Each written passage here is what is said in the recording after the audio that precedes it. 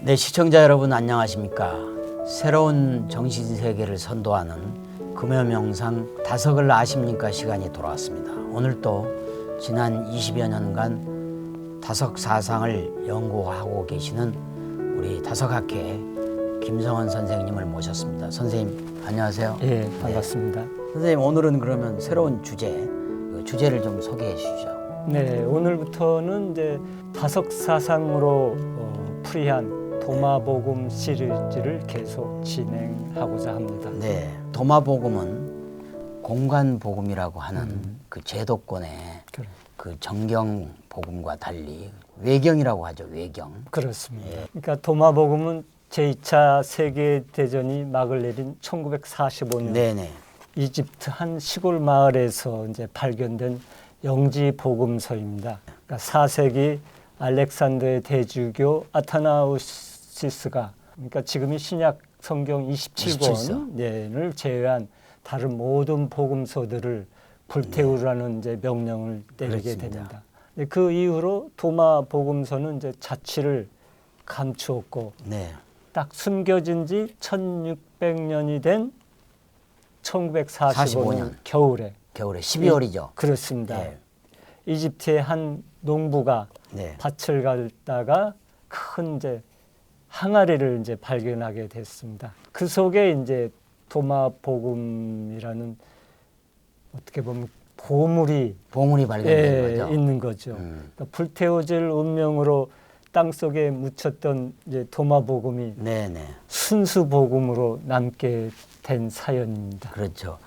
우리 다석사상에 지금 살아계시는 유일한 수제자이신 우리 박영호 선생님은 1945년 2차 세계대전이 끝나는 지구촌의 큰 축복의 해다. 해방의 네. 해지만 그보다 더한 기쁨은 그해 12월에 도마복음이 1578년 만에 네.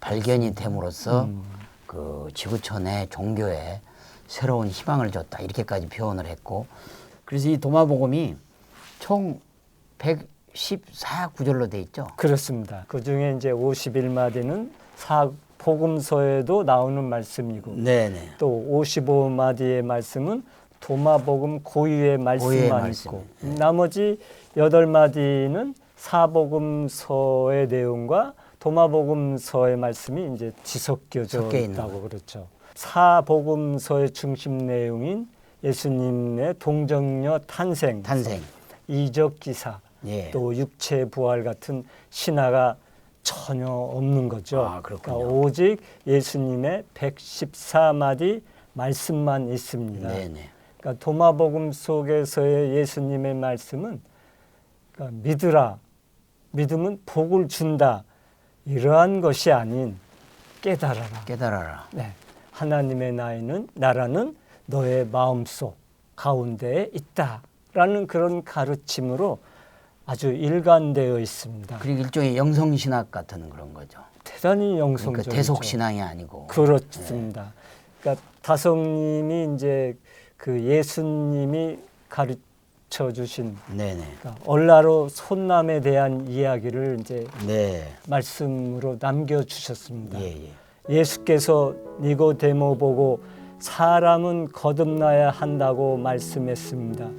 그 거듭난다고 하는 것이 무엇인고 하니 자꾸 생각이 깨고 깨닫는 것입니다. 자꾸 생각이 깨어나가는 게 거듭나는 것입니다. 그때 니고데모는 이스라엘 백성들을 가르치는 선생님인데 이 니고데모가 예수님이 성령으로 거듭나라고 할 때 어떻게 거듭나는지를 몰랐던 사람이에요. 그러니까 지금 우리나라의 기독교도 많은 성직자분, 신학자들이 계시지만 어떻게 거듭나는지를 아는 사람이 전무하다고 볼 수 있죠. 근데 다성님이 이제 성령으로 거듭난 체험을 하고 보니까 거듭남이란 다른 게 아니다. 생각을 깨고 깨닫는 것이 거듭난다. 이게 나라는 거짓된 생각을 몸나를 부정하고 이게 자꾸만 깨트려 나가면 우리도 거듭나는 삶을 살 수 있다는 거죠. 특히 그 우리 도마복음 다성님의 직제자이자 유일하게 다성님으로부터 마침보람 졸업증서를 받으신 박영훈 선생님이 이 도마복음 풀이를 다석사상으로 해서 당시 처음 낼 때 우리나라 사상계 또 종교계에 상당히 파장을 일으켰다고 들었습니다. 네, 바로 그 책이 이 이제 책이군요. 메타노에오 신화를 벗은 예수 예. 해가지고 그러니까 저는 이 책이 참된 신앙의 의미를 묻는 책이자 또 올바른 신앙으로의 길을 안내해주는 지침서라고 말할 수 있습니다. 예.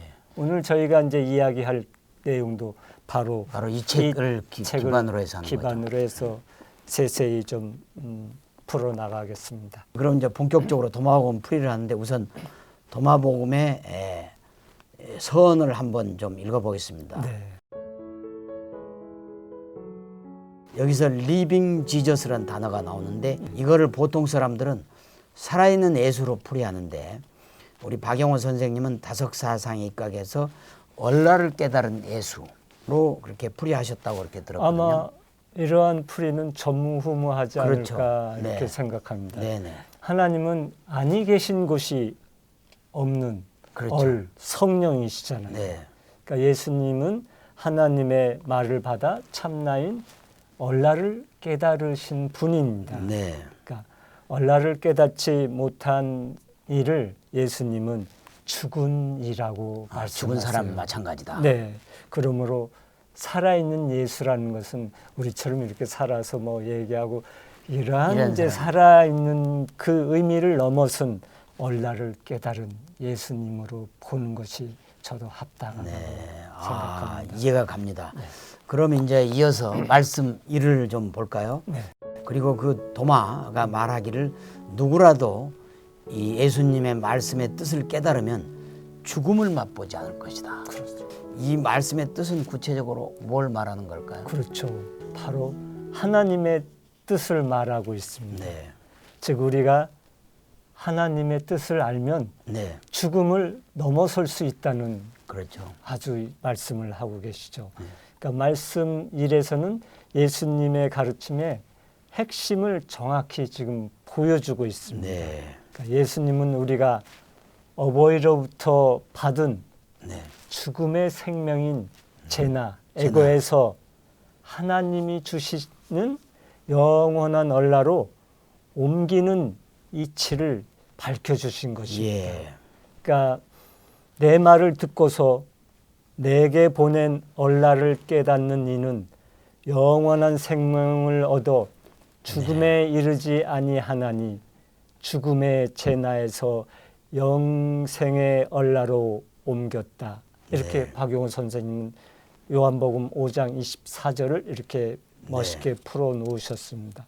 이제까지 우리가 짐승인 몸나로 이렇게 살다가 이제 앞으로는 하나님의 아들인 얼라를 위해 사는 것이 바로 생명의 옮김, 천명이라는 것이죠. 네. 그 말씀이라서 죽음을 맛보지 않는다가 아무래도 모든 사람들의 관심을 갖을 때. 그렇습니다. 그래서 굉장히 이거를 좀 더 구체적으로 그 풀이를 해주시면 좋을 것 같은데요. 그러니까 이 말씀은 그러니까 삶과 죽음에 갇혀 있는 제나를 뛰어넘었다는 이제 뜻입니다. 네.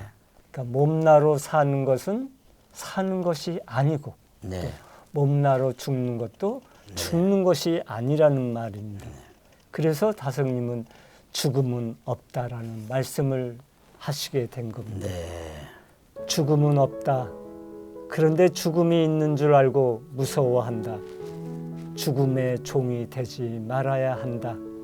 죽기를 무서워하여 육체에 매여 종노릇하는 모든 일을 놓아주려 하는 것이 하나님의 말씀이다. 다음은 말씀 7을 한번 살펴보겠습니다.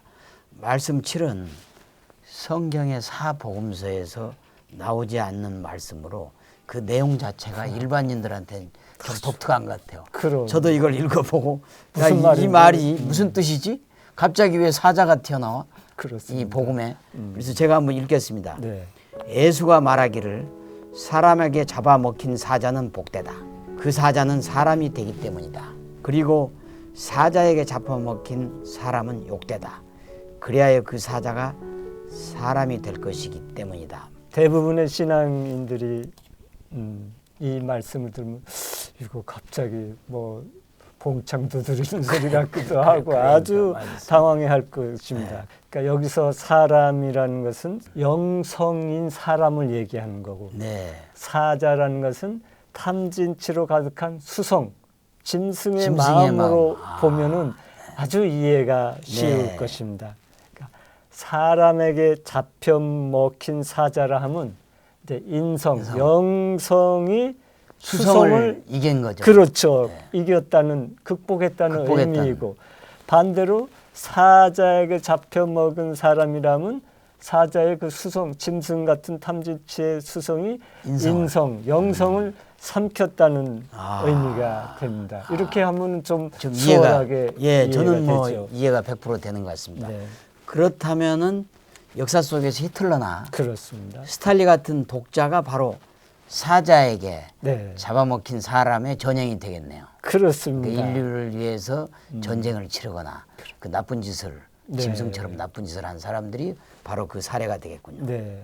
그러니까 예수님은 이런 사람들을 두고 욕된 사람이라고 네. 하셨습니다. 이제 이와 관련된 다성님의 말씀을 소개시켜 드리겠습니다. 네. 손에 창을 들고 있는 회의 문자가 아이다. 아는 반드시 적수가 있는 앞에 쓴다. 네. 적수가 없을 때는 아가 아닌 나오를 쓴다. 오를 쓴다. 아는 탐진치의 수성을 지닌 제나를 말한다. 신앙이란 거짓나인 제나를 없애는 것이다. 거짓나인 제나가 없어질 때 네. 참나가 드러난다. 참나인 얼라가 독립, 자유, 평등의 나이다. 말씀 7에 이어서 말씀 10을 함께 살펴보면 좋을 것 같습니다. 네. 제가 한번 읽어보겠습니다. 예수가 말하기를 나는 세상에 불을 던졌다. 보아라, 나는 불이 타오를 때까지 지켜보고 있다. 성경 말씀 중 누가복음 12장 49절에 이와 거의 비슷한 말씀이 나오는데요. 다음과 같습니다. 내가 불을 땅에 던지러 왔노니 이 불이 이미 붙었으며 내가 무엇을 원하리요? 여기서 불은 무엇을 상징하나요? 그렇습니다. 불은 지혜를 상징하죠. 네. 조로아스트교가 바로 불을 숭배한다고 그렇습니다. 해서 배화교라고 배화교. 하지만 사실은 불이 아니라 진리를 추구하는 것입니다. 그러니까 지혜란 바로 이러한 진리에서 나오는 것입니다. 그러므로 도마복음 말씀 10에서 예수님의 불을 던졌다는 말은 이 세상에 진리의 불을 던졌다는 뜻으로 진리의 불을 던졌다. 됩니다. 네. 그러면 이해가 쉽게 네. 되겠습니다. 그리고 이제 그 진리가 퍼질 때까지 이제 지켜본다는 것이죠. 예수님이 이제 분명히 이러한 말씀을 하셨습니다. 나는 이 세상에 진리를 전하러 왔다. 그러니까 도마복음서의 등장으로 예수님이 가르쳐 주신 영성 신앙이 부활하고 있고 부활하고 있다. 또 얼의 불이 다시 타오르고 있다고 말할 수 있습니다. 그러면 어떻게 보면 우리 박영호 선생님은 도마복음의 1578년 만에 재발견은 하나님의 성령이 임해서 된 인류사적인 획기적인 사건이다. 그렇습니다. 그럼 도마복음서는 일종의 우리 종교에 진리의 불을 던져주는 그렇습니다. 그런 하나의 그 계기가 되겠군요. 그러니까 참으로 소중한 복음서가 아닐 수 없습니다. 네. 근데 이것이 현재 기독교, 가톨릭 이런데 이렇게 광범위하게 보편적으로 다 퍼져서 읽을 수 있어야 되는데 이런 것들이 차단되고 있다는 게 무척 아쉬움이 큰 대목입니다. 그러니까 저도 이렇게 보면은 도마복음서가 뭐 이단이거나 잘못된 내용이 있으면 정통 신학자들이 거기에 대한 비판서를 낸다거나 그렇습니다. 또 크게. 비판 세미나를 열어서 도마복음은 아니다고 해야 되는데 그런 것도 안 하면서 이렇게 슬슬 피해간다고 그럴까요? 그렇습니다. 그 자기들이 해온 그 2000년 가까운 어떤 종교의 그 잘못된 도구마 속에. 도구마를 그렇죠. 깨뜨리지 못하고 그렇습니다. 스스로 깨뜨리고 나오지를 못하고 그 갇혀서 네. 좀 멋져가 한다.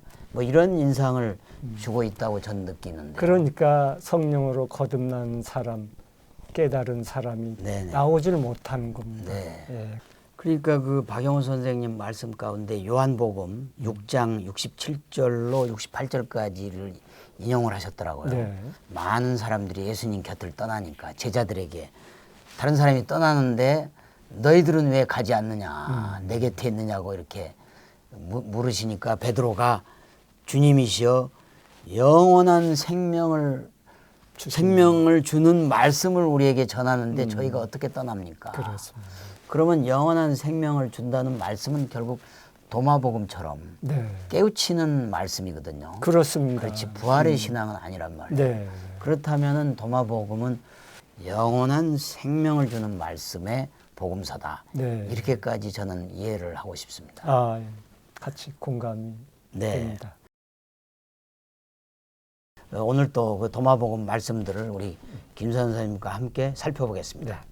먼저 오늘은 말씀 14를 함께 보고자 하는데요. 말씀 14는 말씀 1, 말씀 7, 말씀 10과는 완전히 반전입니다. 그렇습니다. 제가 한번 읽어보겠습니다. 네. 예수가 제자들에게 말하기를 만약 너희가 단식을 하면 너희 자신에게 죄를 짓는 것이 되고 만약 너희가 기도를 하면 너희는 정죄를 받을 것이고 만약 너희가 자신을 베풀면 너희는 정신의 해를 받을 것이다. 사실상 이게 단식, 기도, 자선이 신앙생활의 핵심이고 그렇습니다. 신앙을 하지 않더라도 네. 착한 사람, 네. 좋은 사람의 그 아이콘인데 이걸 전부 부정하셨어요. 이게 무슨 그렇습니다. 뜻인가요? 사실 이 말씀만 이제 읽으면 성서의 내용과는 완전히 반대되어 있어서 아주 의아하게 네. 아주 생각하실 것입니다. 그런데 이 말씀에는 이제 전제가 빠져 있습니다. 성서에 너희는 단식할 때 위선자들처럼 침통한 얼굴을 하지 말아라. 기도할 때에도 위선자들처럼 하지 말아라. 너희는 일부러 남들이 보는 앞에서 선행을 하는 일이 없도록 하여라고 되어 있죠. 바로 이 전제가 이제 빠진 것으로 생각하면 네. 되겠습니까? 그러니까 이 말씀은 사람들에게 보이기 위해서 위선적으로 인위적으로 이렇게 하지 말라는 것입니다. 결국 단식이나 기도를 하지 말고 자선을 하지 말라는 게 아니고 그렇습니다. 남들에게 잘 보이기 위해서 네. 자기를 드러내기 위해서 하는 그 위선적으로 하는 단식이나 기도를 전부 다 하지 말라고 그렇습니다. 하는군요. 그런데 또 반면에 말씀 27에는 성서의 말씀대로 그렇습니다. 단식을 하라고 네. 하십니다. 너희가 만약 세상으로부터 나와서 단식하지 않으면 너희는 하느님 나라를 찾지 못할 것이다. 이렇게 되어 있습니다. 그렇습니다. 단식의 속 참된 뜻은 굶으라는 것보다는 세상의 근심 걱정을 끊으라는 얘기입니다. 이것이 참 단식이라는 참 거죠. 단식이다. 예. 그러니까 우리가 굶는다는 것은 우리의 욕심을 줄여간다는 거 아닙니까? 그러니까 보이는 식사를 굶는다는 뜻도 있지만 욕심, 그렇죠. 식탐을 줄이는 거니까. 식탐 줄이고 자기 개인적인 야욕, 그런 욕심을 줄여라 그런 뜻이군요. 욕심을 없애면은 진리를 볼 수 있다고 타성님은 이것을 무욕견진. 네. 욕심이 없으면 바로 견진, 진리를 볼 수 있다. 진리를 환하게 볼 수 있다. 그렇습니다. 네, 그렇군요. 그럼 다음은 말씀 19를 한번 살펴보겠습니다. 예수가 말하기를 이제 박영호 선생님은 몸나로 태어나기 전부터 있으니 얼나로 있으니는 복되다. 만약 너희가 나를 따르는 제자가 되어 내 말을 듣는다면 이 돌들이 너희를 섬길 것이다. 왜냐하면 너희를 위하여 하느님 나라에 5그루의 나무가 있어 여름이나 겨울에도 변하지 않으며 잎도 떨어지지 않기 때문이다. 누구나 이 5나무를 알면 죽음을 맛보지 않을 것이다. 여기서 이 5나무가 나오는데요. 무엇을 상징하는 얘기인가요? 하나님 나라는 어뢰 나라이기 어뢰 나라. 때문에 곧 정신세계, 곧 형이상의 나라를 이제 상징합니다. 그것에 이제 늘 변함없는 상록수 5그루가 있다는 것은 성서의 주요한 가르침 네. 계명이 5가지가 있다는 뜻입니다. 네. 그것은 바로 마태복음 5장 21절부터 45절에 나오는 5계명입니다. 아, 5계명이 있군요. 네. 첫째, 성내지 말라. 둘째, 음욕을 품지 말라. 셋째, 맹세하지 말라. 넷째, 안가품하지 말라. 다섯째, 원수를 사랑하라. 네. 그러니까 예수님의 5계명을 알고 네. 지켜나간 사람은 바로 얼라로 솟나 하느님 나라에 들어갈 수 있다는 것입니다. 이제 이어서 말씀 40일도 함께 보겠습니다. 예수가 말하기를 누구든 손에 조금이라도 가졌으면 더 줄 것이다. 그런데 누구라도 가진 것이 없으면 그 가진 것 조금마저도 빼앗길 것이다. 이 말씀과 비슷한 내용이 성서에 2번 나오거든요. 마태복음 13장 12절, 마가복음 4장 23절인데 제가 읽겠습니다. 무릇 있는 자는 받아 넉넉하게 되되 무릇 없는 자는 그 있는 것도 빼앗기리라. 있는 자는 받을 것이요 없는 자는 그 있는 것까지 빼앗기리라. 선문덕 같이 그렇습니다. 어떻게 모순적인 예. 알듯 말듯 그 묘한 말씀인 같이 느껴지는데요. 네. 이거는 또 어떻게 해석을 해야 될까요? 참 아리송한 말씀이죠. 네네 그렇습니다. 가진 자에게 더 주고 없는 자에게 그 조금 있는 것마저 다 뺏어간다는 것이 어떻게 이게 하나님의 평등 사상하고 맞는 것입니까? 참 그렇죠. 이해하기 어려운 건데 이걸 물질로 보니까 극히 모순적인 말이죠. 그래서 이거는 물질의 문제가 아니라 성령, 어뢰 문제. 어뢰 문제로 하면은 이해가 아주 쉽습니다. 네. 왜냐하면 우리가 성령을 받으면 받을수록 더 증폭되고 더 더 많아. 예, 풍부해지잖아요. 풍부해지죠. 풍요롭잖아요. 근데 전혀 성령이 없는 사람은 네. 영혼이 아주 궁핍해지니까 자꾸만 더 나쁜 짓으로 네. 가게 되는 거죠. 예. 그러니까 이렇게 딱 생각해 보면 이 말이 좀 그래서 쉽게 이해가 되겠네요. 아주 쉽게 이해가 네, 되죠. 쉽게가 네. 이해되겠습니다. 특히 무엇보다도 그 다석 이용모 선생님의 직제자이자 마침보람을 받으신 박영훈 선생님께서 성경을 읽으신 지 60년 만에 바로 이 부분의 속뜻을 깨달았다, 알게 되었다고 말씀을 하셨다고 들었거든요. 네, 그렇습니다. 참 가슴 뭉클한 이야기가 아닌가 생각합니다. 네네. 네. 그리고 이제 박영훈 선생님 신앙 고백 같잖아요. 그렇습니다. 이런 것이 도마복음을 번역한 풀이한 불이한 결실이라고 저는 생각합니다. 네. 그래서 다성님은 사람의 몸은 30세가 되면 성장을 멈추지만 그렇죠. 정신은 80세까지 80까지. 자란다고 하셨어요. 네네. 박영훈 선생님께서 60년 만에 참 깨달음을 얻었다는 이 말씀이 우리의 정신이 계속 자란다는 것을 이렇게 거죠. 본보기를 지금 그렇죠. 보여주셨을 뿐만 아니라 다석사상을 공부하는 저희 후학들에게 예. 또 제자들에게 아주 격려가 되고 겸손한 자세로 꾸준히 공부해서 깨달음에 이르러라는 아주 무언의 말씀인 것 같아서 저는 이 글을 읽으면서 굉장히 기쁨에 빠졌습니다. 네, 저도 마찬가지입니다. 앞으로 이제 남은 기간 바로 그런 자세로 살아가야 되겠다. 그 마음을 그렇습니다. 가다듬는 계기가 되는 것 같습니다. 네, 그럼 이제 맞습니다. 다음으로 넘어가겠습니다. 이번에는 말씀 44입니다. 예수가 말하기를 누구라도 하느님 아버지를 향하여 불경스러운 말을 하여도 용서받을 것이다. 그리고 누구라도 하느님 아들을 향하여 불경스러운 말을 하여도 용서받을 것이다. 그러나 누구든지 성령에 대하여 불경한 말을 하면 땅 위에서도 하늘에서도 용서받지 못할 것이다. 즉 성령을 부정하는 사람은 용서받지 못한다는 내용인데요. 일반인으로서는 약간 좀 이해가 안 가는 부분도 있을 것 같아요. 그럴 수 있습니다. 네. 그렇지만 이제 말씀 44와 같은 성령에 대한 이야기는 네. 성서뿐만이 아니라 불경 또 공자님 모든 도교 종교에서는 예, 이런 데서 가장 핵심 키워드로 네. 삼고 있습니다. 네. 마가복음 3장 28절에 이제 누구든지 성령을 회방하는 자는 사심을 영원히 얻지 못하고 네. 영원한 죄에 처하느니라라고 했어요. 네. 그 성령은 예수님이 키워드입니다. 예, 예. 하나님의 영원한 생명이잖아요. 네, 네. 사실 우리가 이렇게 사는 게 다 성령, 그렇죠.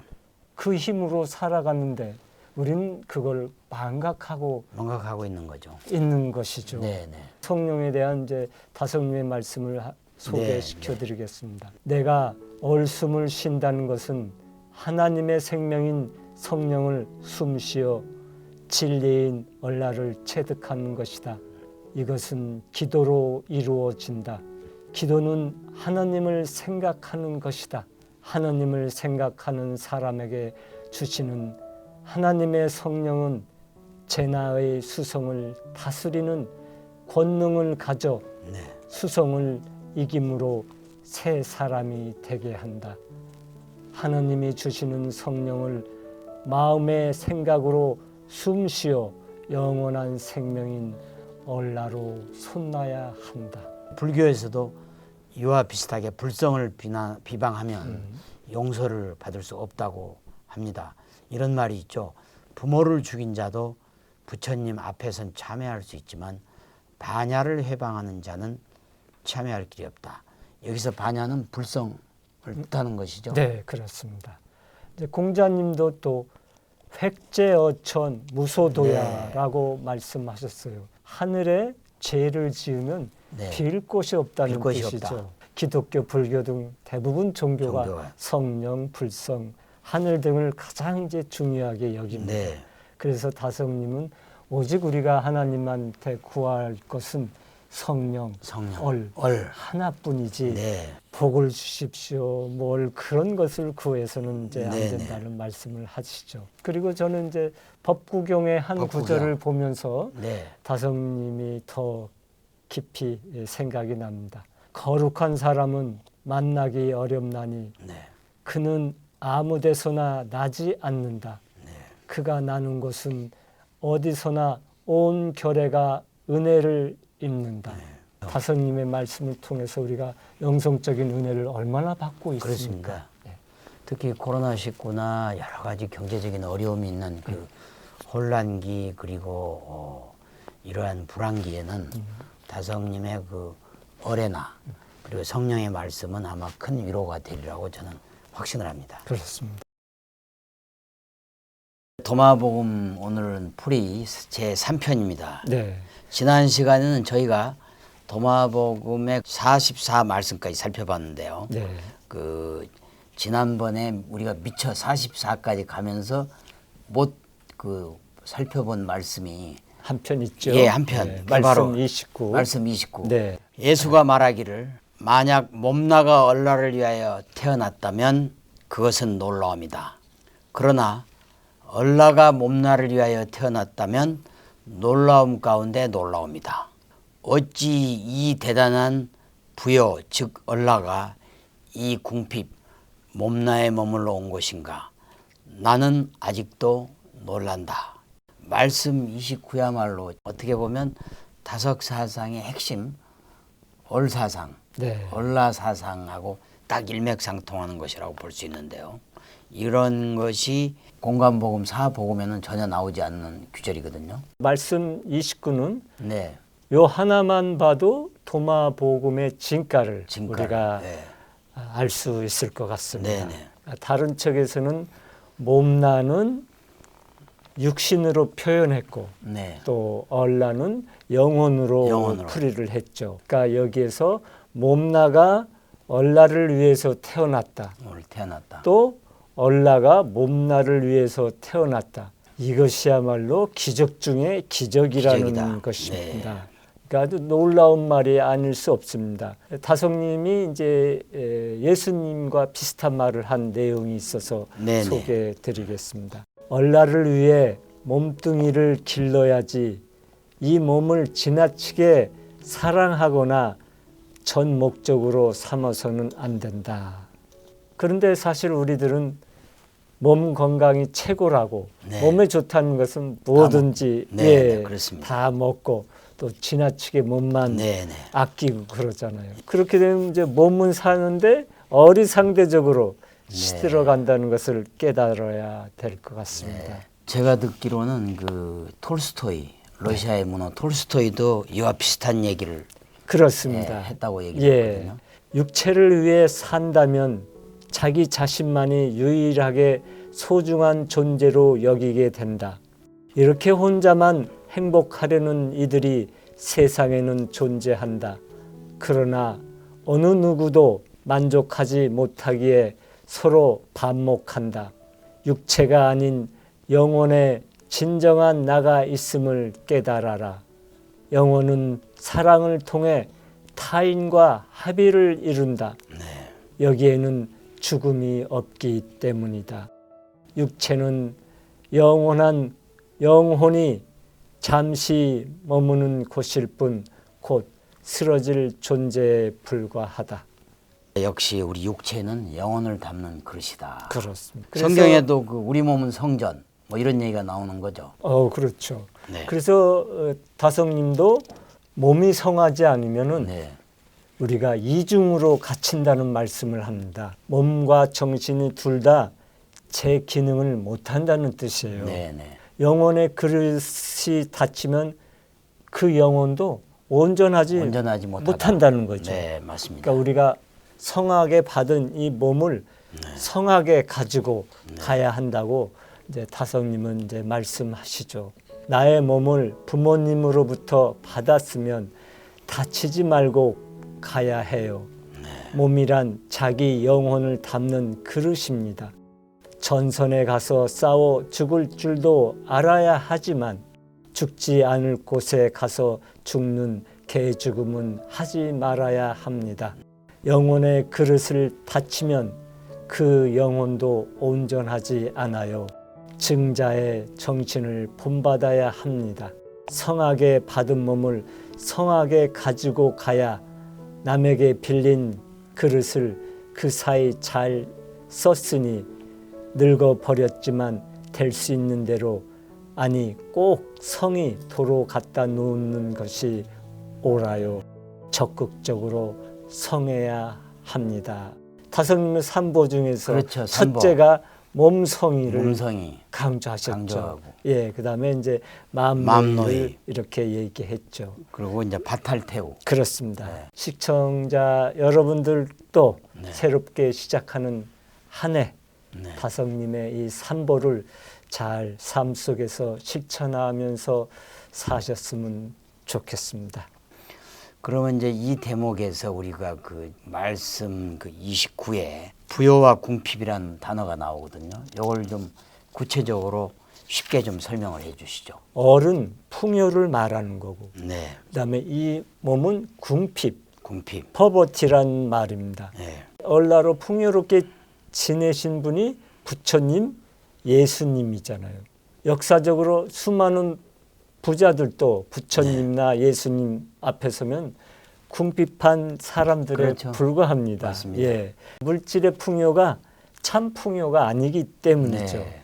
그리고 궁핍의 원인이 이제 재나인데 부처님과 예수님 이 궁핍이 원인인 재나를 없애고 넘어서신 분이기 때문에 풍요로울 수밖에 없게 되는 거죠. 네, 네. 그래서 이와 관련된 이제 다성님의 명언을 소개해드리겠습니다. 얼라 하나를 모르기 때문에 빈탕한데 허공의 하나를 모르기 때문에 탐진치의 삼독의 재나 애고를 내세운다. 이 삼독의 재나는 온 세상을 다 잡아먹어도 배부르다고 말하지 않는다. 죄다 잡아먹어도 그만두는 일이 없다. 그리하여 마른 콩 먹고 배 터져 죽는 소꼴이 되고 만다. 그럼 다음으로 이제 말씀 59를 살펴보겠습니다. 예수가 말하기를 너희가 살아있는 동안에 영원하신 님을 보아라. 그렇지 않으면 너희가 죽게 될 때 영원하신 님을 보고자 애써도 볼 수 없을 것이다. 이 내용 역시 공간복음의 사복음서에서 나오지 않는 내용으로 알고 있는데요. 네, 그렇습니다. 대부분의 이제 성직자들이 하는 말이 예수를 믿으면 죽어서 천국에 간다는 간다. 말을 하잖아요. 네. 그러나 도마복음 이 말씀 59에서는 분명히 죽어서가 아니라 살아있는 동안에 영원한 님을 보라고 말하고 있어요. 곧 이 세상을 살다 죽음에 이제 이르렀을 때 맞이해야 할 님, 즉 하나님이 낯선 나머지 못 알아보는 일이 있어서는 안 된다는 말입니다. 네. 그러니까 우리가 가슴 깊이 생각해 봐야 될 구절이 아닌가 합니다. 삶의 종지부를 찍는 자리에서 죽지 못하겠다고 발악을 하는 추태를 보이는 것은 참 좋아 보이지 않고 또 영광스러운 환송이 되어야 값진 유종의 미를 이룰 수 있지 않겠습니까? 그 유종의미가 결국은 님을 만나야 된다. 님을 만나야 된다 하는데 그렇다면 우리가 그 예수님이 말씀하시는 님을 만나는 방법 좀 말씀해 주시죠. 제나 이 몸나 맘나를 가지고서는 님을 만날 수가 없잖아요. 네. 그러니까 우리가 탐진치의 삶을 사는 것은 님과는 거리가 아주 멀어지고 있습니다. 그래서 금욕이 필수적인 것입니다. 그러니까 내가 없으면은 무아가 되잖아요. 네. 그러니까 무아가 되면 곧 빔이 되는 거죠. 빈이 되는 거죠. 빔 그 자체, 네. 그 빔 그 자체가 이제 빛이라는 것입니다. 네. 그러니까 그 빔 속에 영원한 님이 이제 네. 계신 겁니다. 네. 그러니까 이 말씀 59는 죽어서가 아니라 살아서 이러한 체험을 하라는 말씀입니다. 그것이 바로 올바른 믿음이다라는 것이죠. 네. 그러니까 흔히 말하는 천국 가는 길이 도마복음을 통해서 우리에게 깊숙하게 들어오는 것 같습니다. 네. 그러면 김 선생님 다음은 말씀 66을 보겠습니다. 말씀 66은 버린 돌이 머릿돌감이 된다는 내용입니다. 예수가 말하기를 집 짓는 이들이 버린 그 돌을 나에게 보여라. 그것이 머릿돌감이다. 집 짓는 이들이 버린 돌이라는 것은 유대교 당시의 상황을 보면 예수님을 비유한 것 같기도 한데요. 똑같습니다. 네. 예수님은 그 당시 이제 유대교로부터 외톨이잖아요. 외톨이죠. 쉽게 말하면 버림을 받았잖아요. 왜냐하면 예수님 그 율법적으로 사는 율법주의자들이나 그렇죠. 성전에서 장사하는 유대인들을 비판을 했거든요. 네. 그렇기 때문에 이제 예수님이 그때는 외톨이, 버린 돌이 됐습니다. 그 버린 돌이 이제 예수님의 새로운 영성의 시대에서는 이제 머릿돌이 되는 거죠. 그래서 예수님은 제나의 의식 종교로부터 버림받은 돌이 새 시대의 머릿돌감이 된다고 당당히 이렇게 말씀하신 거죠. 형이하적인 그 저차원의 종교가 아닌 형이상적인 고차원의 신앙으로 오르자 그런 내용이죠. 그렇습니다. 네. 그러니까 그 전에 유대교는 탐진치의 수성이 만들어낸 기복의 네. 제사 종교였잖아요. 그렇죠. 그러니까 예수님은 이러한 제사 의식 종교에서 얼라의 자각신앙으로 나가는 것이 하나님 아버지 뜻임을 이제 확신을 하신 네. 거죠. 그래서 의식 종교로부터 버림받은 돌이 된 거예요. 그 버림받은 돌이 새 시대에는 머릿돌감이라고 말씀을 하신 겁니다. 네. 데이비드 소로의 말처럼 이제 당대는 이단자라는 소리를 듣는 그런 사람들의 사상이 새 시대에는 기초인 머릿돌이 되고 될 수 있다. 또 정신적인 양식이 된다고 네. 저는 생각합니다. 네, 그렇습니다. 오늘 그러면 도마복음의 말씀 중에서 그 세 개의 말씀을 살펴봤는데 우리 김 선생님께서 한번 이렇게 종합적으로 한번 설명을 해주시죠. 네, 오늘 말씀 중에서도 이제 얼라를 강조한 말이 많았습니다. 성령, 네, 우리가 이제 새로운 한 해를 출발하는 시청자 여러분들께 다시 한번 자신의 삶을 되돌아보면서 얼라를 깨닫는 것에 도움이 되기를 이제 바랍니다. 또한 신축년 한 해 이 말씀을 마음 깊이 새겨 삶 속에 실천해 나가기를 간절히 소망합니다. 그러면 오늘은 4편인데요. 말씀 67부터 살펴보겠습니다. 말씀 67은 자신을 알라는 내용인데요. 예수가 말하기를 모든 것을 아는 이가 그 자신을 아는데 인색하다면 모든 것을 아는데도 인색하다. 제가 이 말씀을 읽으면서 그 소크라테스가 좀 떠올랐거든요. 그렇습니다. 아주 이 짧은 말씀 네. 속에 전부가 들어있는 것 같은 생각이 네네. 듭니다. 한마디로 이제 나를 알라는 것인데 사람들이 많은 정보를 알고 그렇죠. 많은 지식을 쌓아가는 데는 잘하는데 네. 진정 자기 자신을 아는 데는 예. 아주 소홀한 것 소홀한. 같습니다. 그러니까 여기서 이제 자기 자신이라는 것은 마음 너머에 있는 마음이라는 거죠. 마음. 네, 우리가 말하는 마음이죠. 마음. 그렇습니다. 아래아자 마음. 아래아자 마음. 네, 이 마음이 보이지도 않고 느껴지지도 않죠. 네.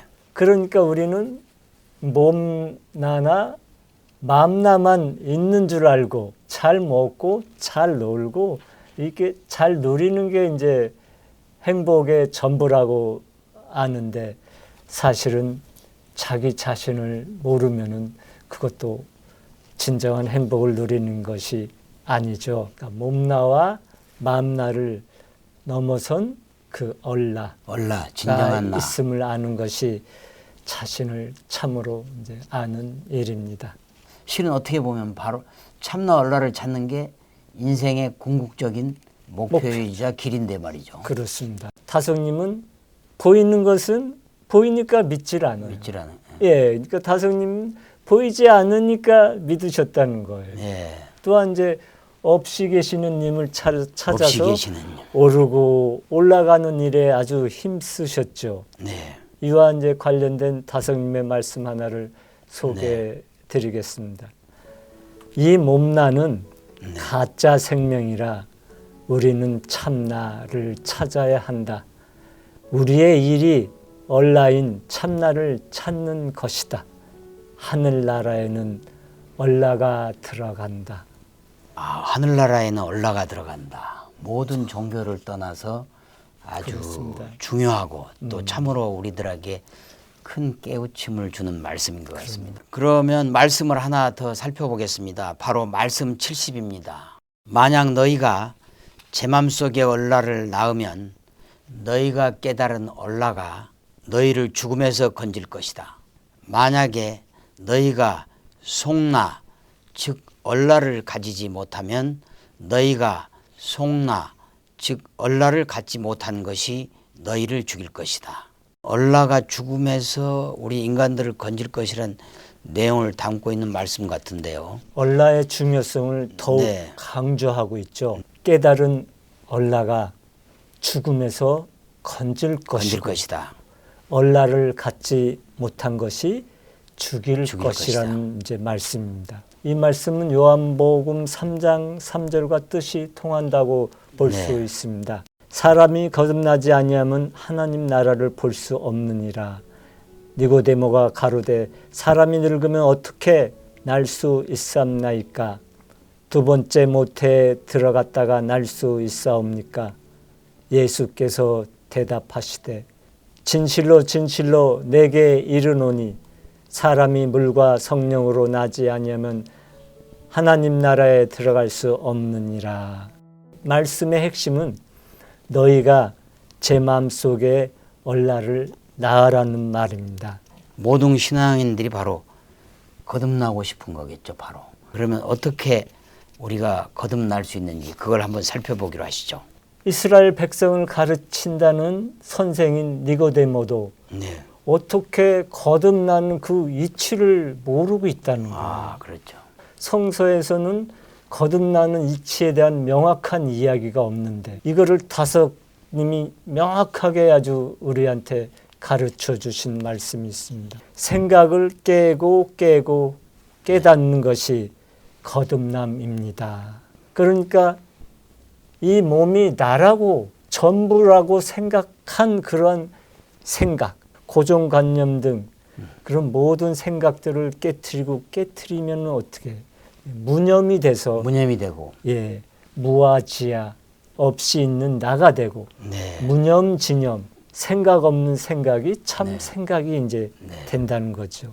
그러니까 다성님이 우리 교회에게 화두 하나를 던져주셨죠. 얼라로 우뚝 솟나라.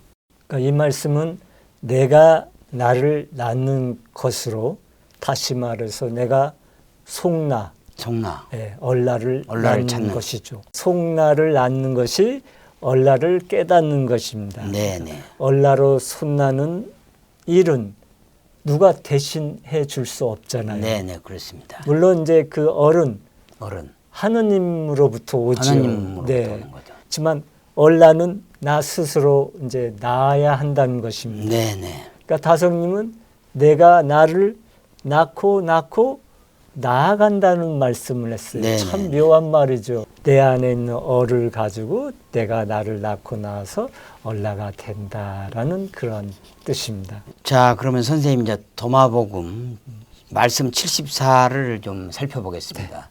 이 내용을 보니까 요즘 현실 상황하고 아주 유사한 내용인 것 같습니다. 제가 한번 읽어보겠습니다. 어떤 이가 말하기를 선생님 술자배기 둘레에는 많은 이들이 모여들었습니다. 그러나 말씀의 셈에는 아무도 없습니다.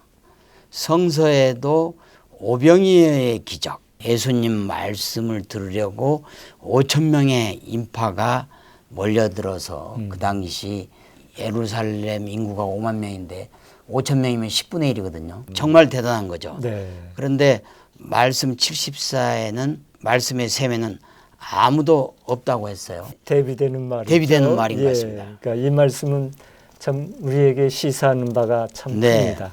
보통 사람들은 이제 호기심을 만족시켜주거나 그렇죠. 즐거움을 주거나 또 이익을 주는 일에 관심을 갖죠. 맞습니다. 예. 그래서 자신이 뭔가를 얻었다거나 또 승부의 쾌감을 느끼거나 또 남녀의 성의를 즐기는 일이라면 시간과 금전과 뭐 체면까지 버리고 다 버리고 예, 달려들잖아요. 예를 들면 연예인의 공연이 있다든가 또 운동 경기가 있다든가 또 희귀물의 박람회가 열리면 사람들이 뭐 인산인해를 이제 이루는 것처럼 그러나 영성을 살리는 하나님 말씀을 들으려는 사람은 아주 이례적으로 매우 적다라는 거죠. 다성님 같은 성자도 YMC에서 이제 38년간 강의를 하셨지만 그렇죠. 연경반이죠. 예, 금요 연경반 금요 해가지고 연경반. 네. 참석자가 그리 많지 않았다고 해요. 어느 때는 이제 한 사람도 안 와서 혼자 그냥 기다리다가 반쪽이라도 왔으면 좋겠다고 그런 말씀. 반명이라도 왔으면 예, 좋겠다. 그럼 반씩 서로 자리에 앉아서 예. 얘기라도 하고 갔으면 좋겠다라는 말씀도 이제 들었습니다. 예. 그러니까 이것은 또 부처님이 설법할 때도 네. 이런 일이 있다고 그러죠. 저희가 여의도에서 이제 정기적으로 다섯사상 공부 모임을 하는데 저희 모임도 역시 적은 사람의 숫자가 모여들고 있습니다. 그렇습니다. 예, 그래서 이 말씀 74가 저에게는 아주 또 각별하게 들리기도 그렇죠. 합니다. 예. 좀 불행한 일이지만 현실적인 그 오늘의 세태를 상징하는 그 그렇습니다. 2000년 전이나 지금이나 똑같습니다. 우리 다섯의 생각 교실에도 많이 그 모일 수 있도록 저희가 되도록이면 쉽게 하는데 여기에는 여러분들의 많은 의견과 소통이 필요할 것 같습니다. 그런 의미에서 다성님의 말씀 하나를 전해드리겠습니다. 네. 베스트셀러라는 책은 참으로 불후의 작품이 아니다. 참으로 훌륭한 책이라면 그 시대에 그렇게 쉽게 많이 팔릴 리가 없다. 말이라고 다 말이 아니다. 참 말씀이 말씀이다. 오늘 또 도마복음의 말씀 중에 3개의 말씀을 함께 했습니다. 개인적으로도 아주 굉장히 뿌듯하고 의미 있는 그 시간이었다고 생각하는데요. 선생님은 어떠셨나요? 네, 우리가 미처 모르고 살아가고 있는 부분을 아마 따끔하게 네. 깨우쳐 주거나 우리의 삶의 방향을 다시 한번 고민해 보게 하는 가르침의 말씀이었다고 생각합니다. 연초에 이제 시청자 여러분들께서 한 해의 목표를 설정하는 때도 큰 도움이 될 수 있는 말씀들이라고 생각합니다. 오늘 영상을 보시고 도움이 되었기를 바랍니다. 오늘 첫 번째 말씀은 말씀 75입니다. 말씀 75는 단독자에 관한 이야기입니다. 예수가 말하기를 많은 이들이 문 앞에 서 있다.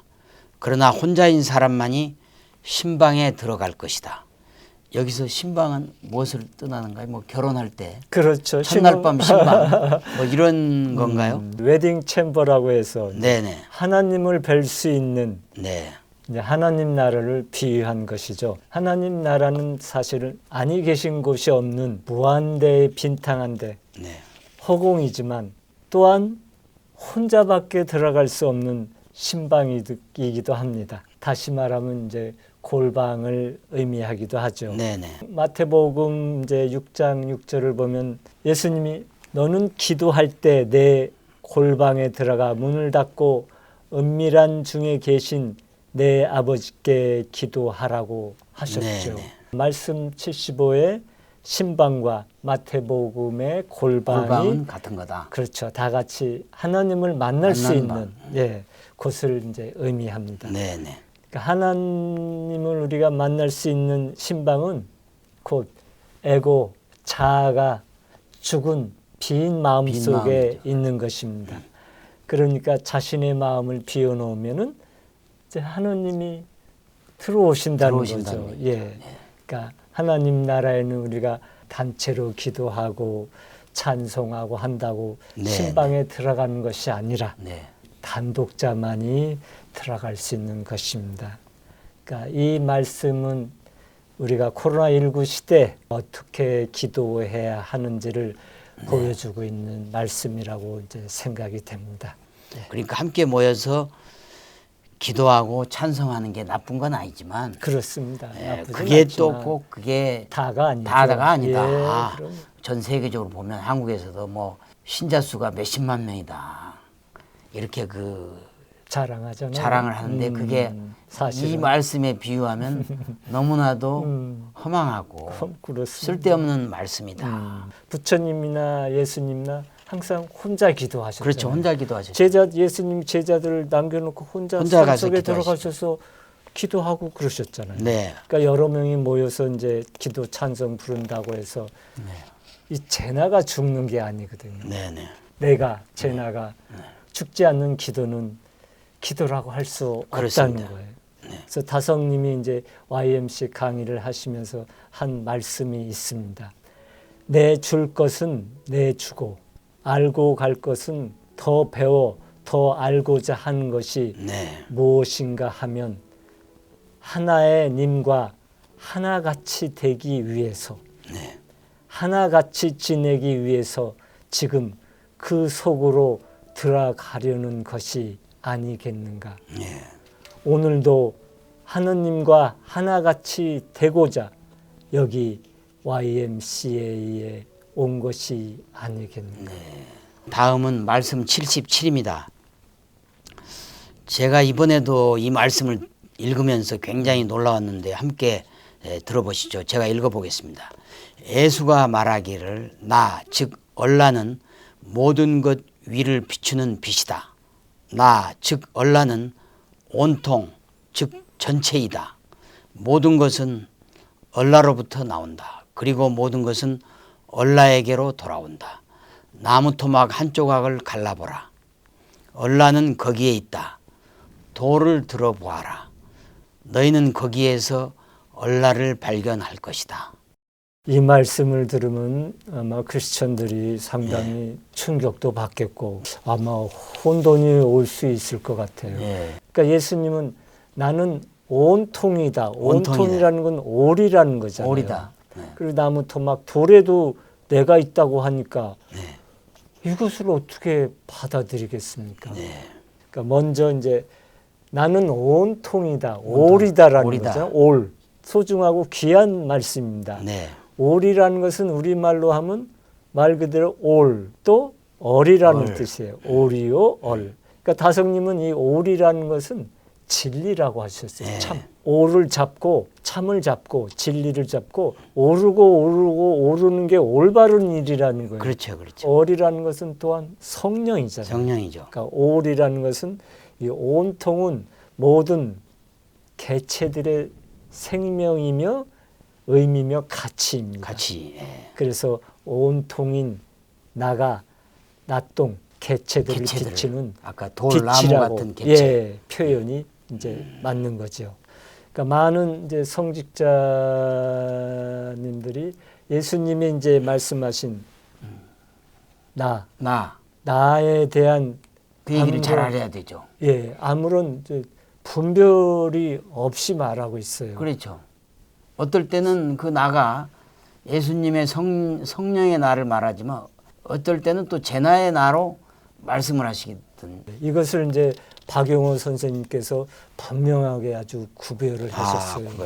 아마도 기독교사에 굉장히 큰 일을 하신 일이 아닌가 저는 개인적으로. 그 구별하시는 거 박용호 선생님이 구별하신 그렇습니다. 그 방법을 한번 좀. 예를 들자면은 이제 예수님이 나는 길이요 진리요 생명이라고 하실 때 그때 나는 바로 예수님의 얼라 성령의 나죠. 성령으로 온 거듭난 나를 얘기하는 거지만 어떤 사람이 이제 예수님한테 선한 선생님이요 라고 이렇게 부르잖아요. 근데 그때 예수님의 대답이 왜 나를 선하다 하느냐. 선한 이는 하나님 한 분밖에 없다라는 얘기를 해요. 이때 나는 제 나의 나. 제 나의 나죠. 몸의 나. 우리와 같은 몸의 나를 뜻하는 겁니다.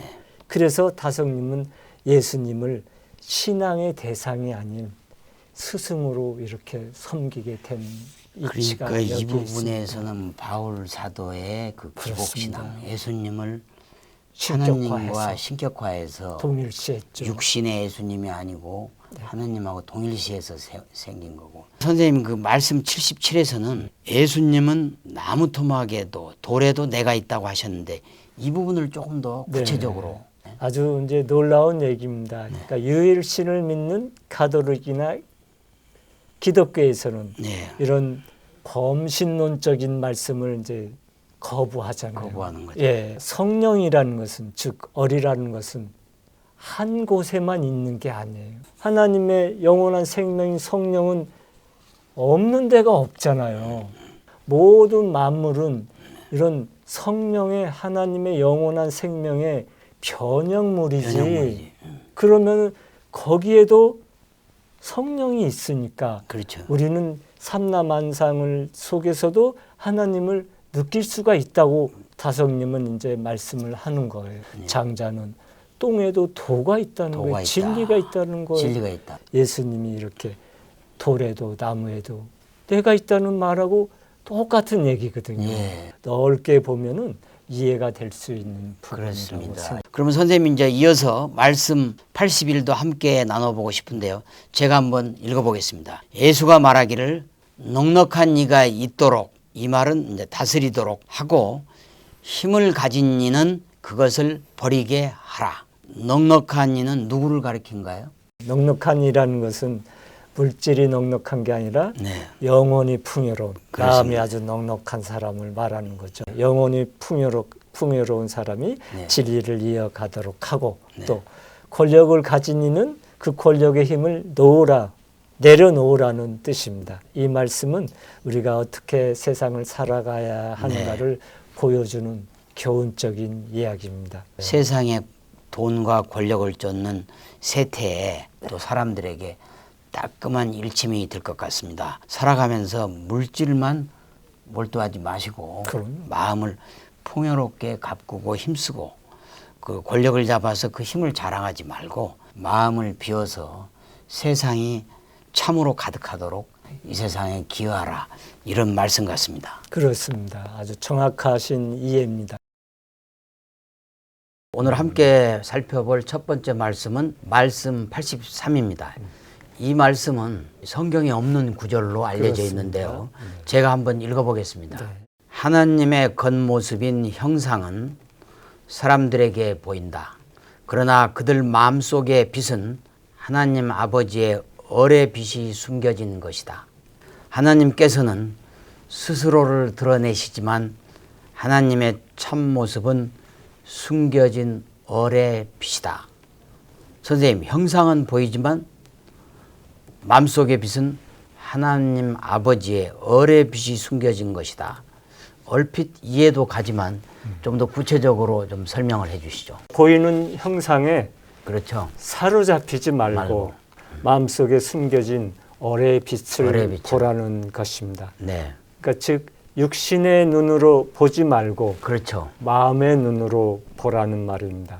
부처님은 하느님을 니르바나님의 미르바나님. 빛, 곧 적광이라고 했고 적광. 장자는 하느님을 숨겨진 빛, 보광이라고 보광. 또 네. 했고 네, 우리 간디 선생님은 하느님을 거룩한 빛이라고 했습니다. 다성님은 하느님을 바로 얼의 빛이라고 말씀했죠. 네, 그렇죠. 부처님께서도 내 형상을 보고 내 소리를 듣는 것은 나를 본 것이 아니다고 말씀하셨는데 부처님의 말씀이 도마복음 83과 거의 같다고 볼 수 있겠네요. 네, 똑같은 뜻이죠.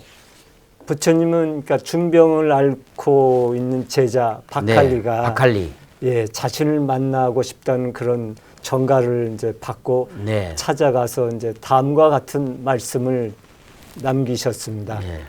만일 나의 몸을 보거나 네. 목소리를 듣는다면 그것은 어리석고 잘못된 봄이니 이 사람은 부처를 못 본 것이다. 사람들이 이렇게 보이는 것만 진짜라고 그렇죠. 사실 생각하는 것을 네. 경계하는 말씀이죠. 그렇습니다. 껍데기의 몸날을 네. 보지 말고 네. 속나인 얼의 빛을 찾으라는 이야기입니다. 예수님 그 말씀 83에서 얼의 빛이 숨겨져 있다고 말씀하셨어요. 네.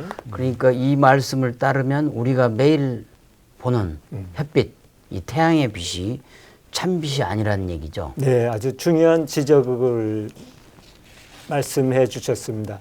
다성님은 이제 해와 달을 쫓는 것은 단지 허영의 살 따름이라고 하셨어요. 네. 그리고 다성님의 이제 말씀을 한번 소개해 드리겠습니다. 우리는 소경입니다. 볼 줄 모릅니다. 우주가 있는 뜻을 모릅니다. 단지 태양 광선만을 빛으로 알고 그 빛을 쫓는데 정신이 없습니다. 말끔히 영광을 쫓아 단지 허영의 살 따름입니다. 해와 달, 저것이 있는 것입니까? 없습니다. 있는 것은 오직 나, 그 중에도 생각 이것뿐입니다. 성서에도 해는 더 이상 낯을 밝히는 빛이 아니다라고 언급은 되어 있지만 다성님처럼 왜 참빛이 될 수 없는지 이 명확하게 이 논리를 펴주신 사람은 없었던 것 같고 네. 그런 면에서는 다석 선생님이 아마 최초가 아닌가 제 개인적으로는 생각이 듭니다. 네, 그렇게 생각합니다. 그러니까 우리가 거짓 태양빛이 있는 것은 우리들 마음속에 얼빛을 나타내 주려고 있는 것일 뿐이죠. 그러니까 우리는 진리의 빛에 주목하며 살아야 한다는 다성님의 이제 말씀이 있습니다. 우리는 빛의 사상이 있지만 눈에 보이는 햇빛이 아니고 참 빛을 가리킨다. 성경에는 참빛 사상이 있다. 옳게 오르자는 건데 이 대낮에 멀쩡한 빛을 가지고는 못 올라간다. 이 햇빛을 떨쳐버려 홀리지 말아야 옳게 오른다. 우리에게 참으로 필요한 빛은 자연계를 비치는 해와 달의 빛이 아니라 우리 마음속에 비치는 고요하게 가라앉은 진리의 빛이다. 이 빛을 가지고 인류가 깨어나 대우주의 무한히 찬란한 빛처럼 이 세상에도 찬란한 정신 문명의 얼빛이 밝아졌으면 합니다. 선생님, 다음은 말씀 84인데요. 84 역시 성서에서 찾아볼 수 없는 독특한 내용인데 제가 한번 읽어보겠습니다. 네. 예수가 말하기를 너희는 자신의 초상을 볼 때 행복하다. 그러나 너희 앞에서 죽지도 않고 보이지도 않는 참나가 태어나는 것을 보았을 때 너희는 놀라움을 얼마나 참겠는가. 놀라움을 얼마나 참겠느냐. 네. 이 말에 의미심장한데요. 사람들은 자신의 초상을 보는 것을 그렇죠. 좋아하죠. 네. 그래서 많은 사람들이 사진 찍기를 참 사진 좋아하잖아요. 찍기를 좋아하죠.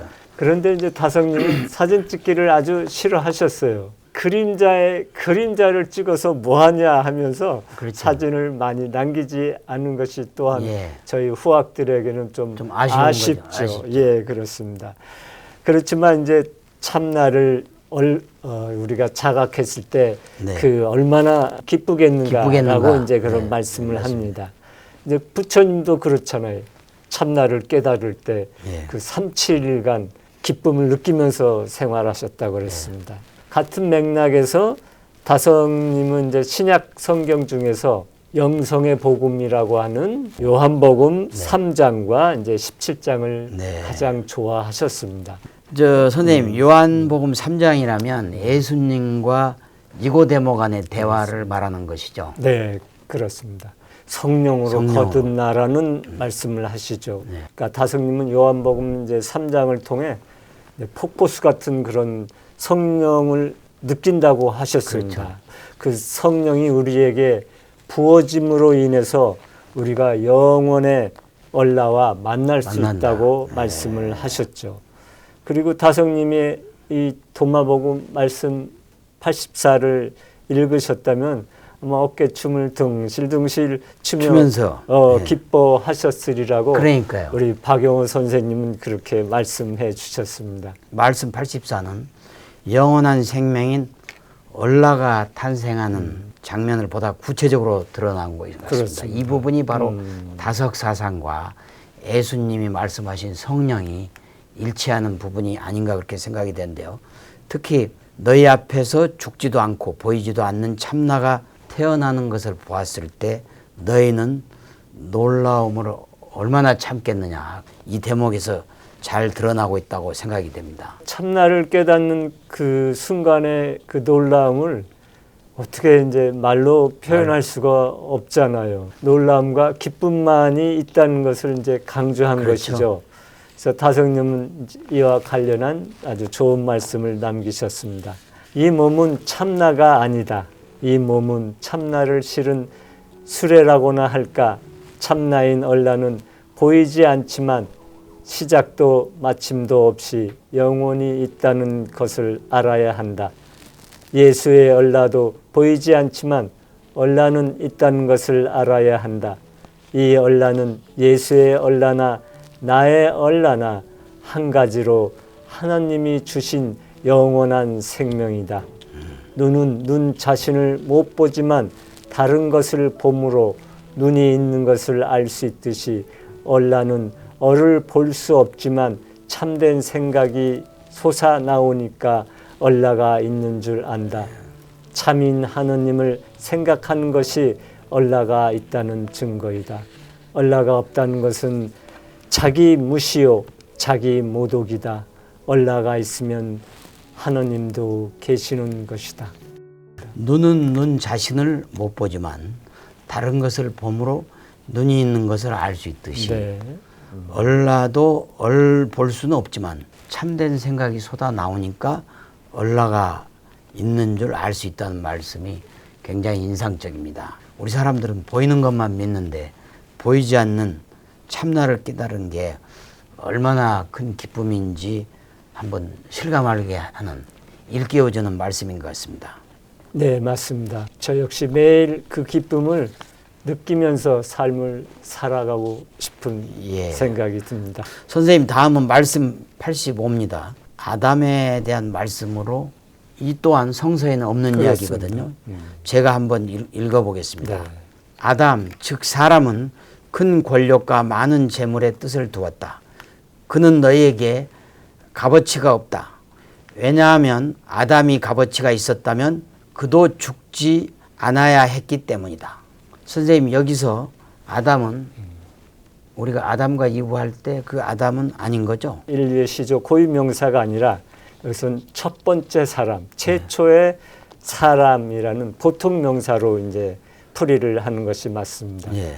그러니까 여기에 나오는 이제 아담이라는 것은 얼라로 손나지 못하고 그렇죠. 우리 탐진치의 짐승 성질에 쫓고 쫓기는 예. 그런 사람을 대표한다고 볼 수 있습니다. 네. 즉 짐승들처럼 육체의 생존과 종족 보존을 목적으로 하여 생존 경쟁에 유리한 권력과 또 재물을 추구하면서 사는 사람을 말하는 것이죠. 지금 21세기 문명 시대나 최고의 문명 시대나 또 예수님이 계셨던 그런 고대 시대나 인간들이 생각하고 생활하는 건 별반 차이가 없는 것 같아요. 다성님께서는 이러한 시대를 예견하신 듯한 말씀을 남기셨습니다. 부귀를 넘어서야만 우리가 참을 알게 된다는 말씀을 하셨죠. 부귀일이란 말은 세상 사람들이 감투, 권력, 재물만을 찾는 시대란 말이다. 학식을 가진 이나 모르는 이나 다 마찬가지다. 모르는 사람은 몰라서 그렇다고 하지만 아는 사람도 아는 것은 부귀뿐 진리는 모른다. 부귀란 식색의 사회적 표현이다. 부귀를 넘어서야 참을 안다. 사람의 본성은 사람이 되는 것이지 부자가 되는 것이 아니다. 부귀는 힘과 빚 때문에 사람에게 필요하다. 그러나 사람에겐 정신력의 얼빛이 어두워진 뒤에 부귀를 가지고 대신하려면 그것은 인류 멸망의 징조다. 선생님, 사람들이 부귀를 추구하는 것은 결국 짐승성질, 그렇습니다. 수성, 네. 탐진치의 충실한 그런 결과인 것 같은데요. 수성의 사람은 삶의 목적을 생존 경쟁을 통한 종족 보존에 두어가지고 자식을 많이 낳아서 기르려면 체력이 있어야 되고 또 자식을 더 잘 기르고 보존하려면 재력이 있어야 되고 네. 그를 또 보호하려면 권력이 있어야 된다고 네, 그러거든요. 그렇습니다. 그렇지만 예수님은 그러한 것은 가치가 없다고 말씀하셨고 물론 다석사님도 마찬가지죠. 네. 아담은 하느님의 생명인 얼라에 대해서는 전혀 알지 못하고 있죠. 신성이 아니라 수성으로 수성이죠. 사는 사람이기에 값어치가 없고 또 얼라로 영생을 해야 하는데 그렇습니다. 얼라를 이제 찾지 못했으니 그냥 죽어가는 것입니다. 우리는 물질을 심판하러 왔지 물질을 물색에서 집어쓰겠다고 한 것은 아니죠. 네. 이 세상에 마음을 내어서 즉 생심에서는 참이 될 리가 없다고 하십니다. 그러므로 물질에 몸에 마음이 살아나면 안 된다는 것이죠. 물색에 틀어박히면 죽는 것입니다. 그저 권력과 재물에만 뜻을 두고 살다가 죽으면 얼마나 안타까울까요? 나이가 들수록 역시 우리가 마음을 내어야 할 곳은 부귀영화가 아닌 참 어의 빛을 찾아가는데 공감하고 또 동감을 합니다. 선생님, 그러면 오늘 첫 번째로 나누고 싶은 구절은 도마복음 말씀 95입니다. 말씀 95는 인간들이 좋아하는 돈에 관한 얘기인데 네, 제가 그렇습니다. 한번 읽어보겠습니다. 예수가 말하기를 만약 너희가 돈을 가졌다면 돈을 이자놀이로 빌려주지 말아라. 오히려 돈을 받지 못할 이에게 주어라. 선생님, 돈에 대한 이야기는 누가복음에도 나옵니다. 누가복음 6장 34절에 너희가 만일 되받을 가망이 있는 사람에게만 구워준다면 칭찬을 받을 것이 무엇이겠느냐. 죄인들도 고스란히 되받을 것을 알면 서로 구워준다고 했죠. 두 말씀의 공통점은 돈을 돌려받지 못할 사람에게 빌려줘라. 즉 돈을 돌려주지 못할 정도로 어려운 사람에게 빌려줘라. 이런 뜻인가요? 네, 맞습니다. 그런데 사실 크리스천 중에 돈을 빌려주면서 받지 못할 사람한테 빌려줄 사람이 얼마나 있을까요? 거의 없겠죠. 네, 예수님 말씀은 이제 돈에 집착하지 말라는 그렇죠. 얘기죠. 돈은 사실 자기가 벌었다고 우리는 자기 거라고 네. 생각하는데 그건 하나님께서 주신 거라고 생각을 네. 해야지 없는 사람에게 그렇습니다. 이렇게 언제든지 자유롭게 빌려줄 수 있을 것 같습니다. 우리 주위를 봐도 평생 그 모은 돈을 아낌없이 가난한 이웃에게 있죠. 주거나 또 네. 기부하거나 또 빈문서까지 다 탕감해 준 분들이 있는데요. 그런 분들이 바로 예수님의 도마복음에서 말하는 성령으로 거듭난 사람이 아닌가. 그렇습니다. 예. 혹시 다성님도 돈에 대해서 좀 더 구체적으로 하신 말씀이 있으시죠? 대부분의 사람들이 이제 돈에 관심이 많잖아요. 그렇습니다. 사람들은 돈을 많이 가져서 그걸 좀 돈을 펑펑 쓰면서 네. 자유롭게 이제 살고 싶어 합니다만은 다성님은 돈이 사람들에게 자유를 주는 것이 아니라 오히려 그 사람을 구속한다는 네. 아주 역설적인 말씀을 하세요. 네네. 사람들은 돈을 모으면 자유가 있는 줄 아나 그것은 어리석은 생각입니다. 사람들이 하는 영업이나 경영이 자기 몸뚱이만을 위한 짓이라면 그것은 서로의 평등을 좀먹습니다. 경영을 하게 되면 이익을 추구하게 되고 그렇게 되면 평생 동안 모으려고만 하게 될 것이니 자유와 평등이 있을 리가 없습니다. 돈에 매여 사는 몸이 무슨 자유겠어요. 메인 생활은 우상 생활입니다. 다성님은 재물 부자보다는 마음 부자로 살고 싶어서 하신 거죠? 대단하죠. 그럼 어떻게 마음의 부자가 되느냐? 네. 이것이 관건이잖아요. 네. 마음 그릇을 가지려거든 아주 예. 크게 가지라는 거예요. 그래서 우리 마음을 계속 키워가면은 그 자체가 벌써 이제 마음이 부자가 되면은 네. 재물 부자보다 더 많은 보시와 더 많은 좋은 일들을 일을 할 수 있다. 수가 있습니다. 그와 관련해서 러시아의 대문호 톨스토이도 권력과 금력이 우리 사회의 빈부격차를 심화시키고 종국에는 사회를 병들게 하는 주범이라고 말했거든요. 그 톨스토이도 아주 여기에 대해서 중요한 말씀을 해주셨습니다. 네. 부정하고 잔인함에 의해 우리들을 경악해 하는 돈의 왕국은 어떻게 발생한 것인가? 일부 사람들은 돈의 힘에 의하여 사람들을 지배하고 있다. 돈의 힘에 의해 토지나 노동과 기계에 대한 가공적인 권리를 얻은 일부의 사람들이 돈이 없는 다른 사람들을 노예로 만드는 원인은 도대체 무엇인가? 상식으로 판단되는 답은 다른 것이 아니다. 이것은 사람을 노예화시키는 성질을 가진 돈의 과업인 것이다. 결국 돈이 인간을, 사람을 노예로 만든다는 것이죠. 그래서 예수님이 돈을 가진 자에게 돈놀이 하지 말고 돈이 없는 자들에게 베풀어라. 이렇게 말씀하신 것 같습니다. 네, 그렇습니다. 그러니까 다성님도 이 돈의 횡포가 예. 칼보다 무섭다고 하시면서 자본주의 횡포를 경계하셨습니다. 그 부처님도 무주상 보시를 하라고 하지 않았습니까? 그렇죠. 무주상 보시. 예, 그러니까 이게 내가 뭘 보시를 한다 그런 생각 없이 보시를 하라고 했죠. 자기가 번 것 같지만 사실은 자기가 번 게 아닌데 자선 이런 보시에 좀 너그러워졌으면 하는 바람입니다. 선생님 다음 말씀 97인데요. 제가 한번 읽어보겠습니다. 예수가 말하기를 하나님의 나라는 가루를 가득 담은 단지를 이고 가는 여인과 같다. 그 여인이 먼 길을 따라가는 동안 단지의 손잡이 쪽에 구멍이 나서 그 여인의 뒤로 가루가 흘러내렸다. 여인은 그 벌어진 일을 알아차리지 못하였다. 그 여인이 집에 이르렀을 때 단지를 내려놓고야 단지가 텅 빈 것을 알게 되었다. 많은 사람들이 조금 이렇게 난해하다라고 생각할 수 있을 것 같은데. 어렵죠.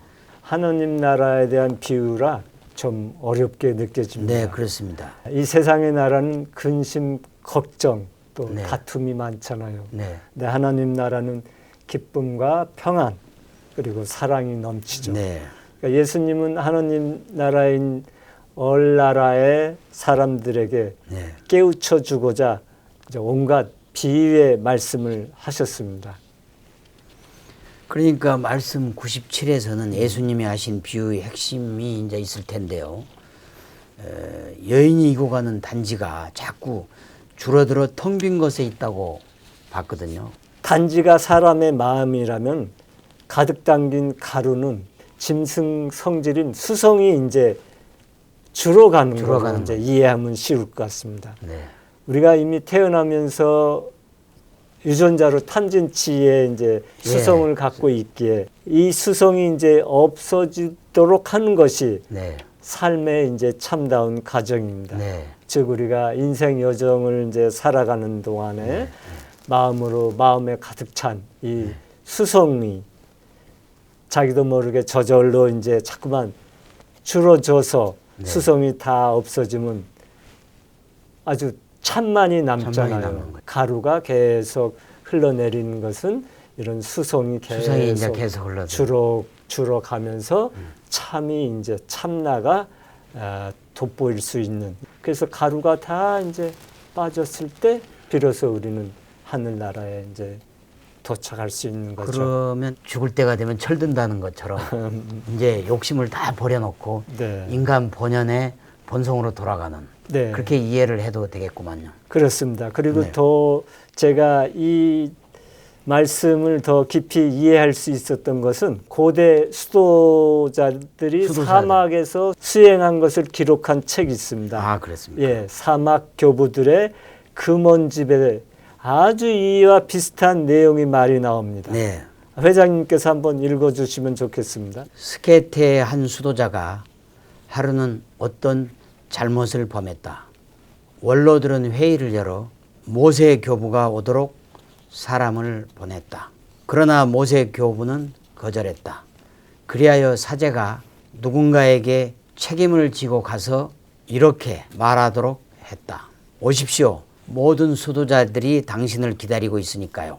그 말을 듣고 모세 교부는 일어서더니 구멍난 바구니에 모래를 가득 채워 그걸 등에 지고 갔다. 그를 마중 나온 수도자들이 그게 뭡니까? 사부님 하고 물으니까 그는 대답하기를 내가 지은 죄들이 등 뒤에서 새어나오고 있는데 나는 볼 수가 없거든. 그런 내가 오늘 다른 사람들의 죄를 심판하러 이렇게 오고 있는 중이랬다 했다. 그 말을 듣고 수도자들은 더 이상 아무 말도 못 꺼내고 잘못을 범한 수사를 용서해 주었다. 구멍난 바구니에 모래를 이제 가득 담고 이제 가는 장면이잖아요. 네. 자기한테 있는 죄가 이제 빠져나가는 거죠. 우리 여기 도마복음서에 보면은 밀가루, 가루잖아요. 그렇습니다. 가루가 새 나가는 거예요. 네. 죄가 죄성이, 탐진죄 네, 죄성이 이제 새어 나가는 거죠. 죄를 다 사하기 전에는 우리가 하늘나라에 갈 수 없다라는 이해가 될 수가 있습니다. 그러니까 결국은 세상에 죄가 없는 사람은 성직자든 누구든 없는데 그렇습니다. 죄 있는 사람을 정죄하는 것도 부질없는 짓이다. 그렇습니다. 근데 이제 이 대목에서 말씀 97에 생각나는 사자성어는 그 노자의 위도일손인데요. 저도 그렇게 생각합니다. 여기서 이제 핵심은 자꾸만 이제 줄어든다는 게 핵심이에요. 위도일손, 손지우손, 이지어무위, 무이이 무불위. 불위. 참을 하면 재나가 자꾸 작아지고 또 작아지면 짐승 노릇을 안 하게 되는 거예요. 짐승 노릇을 안 하게 되면 하느님의 뜻으로 네. 하지 않음이 없게 되는 거죠. 그렇죠. 무의라는 것은 우리가 어떤 일을 해도 하지 않은 것이 없어. 하나님이 보여서 우주를 네, 주관하시나요? 그렇습니다. 안 하는 것 같지만 다 주관하고 네, 계시는 거예요. 네.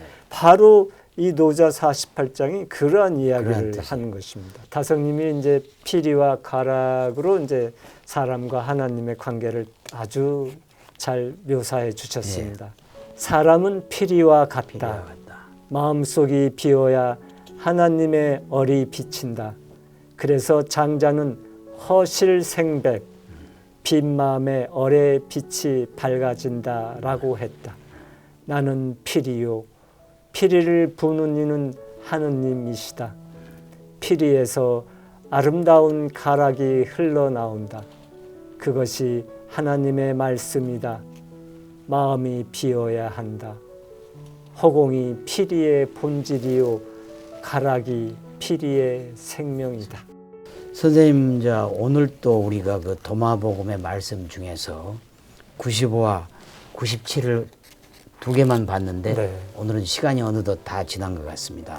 두 말씀을 관통하는 단어를 꼽자면 비움과 버림이거든요. 네. 따라서 우리가 돈과 권력과 같은 탐진치를 버리고 비운 자리에 얼라, 얼의 빛, 영성, 성령, 불성, 도를 가득 채워야 된다고 강조하는 것 같습니다. 그렇죠? 네, 그렇습니다. 저도 오늘 말씀을 들으면서 새삼 마음을 가다듬게 됩니다.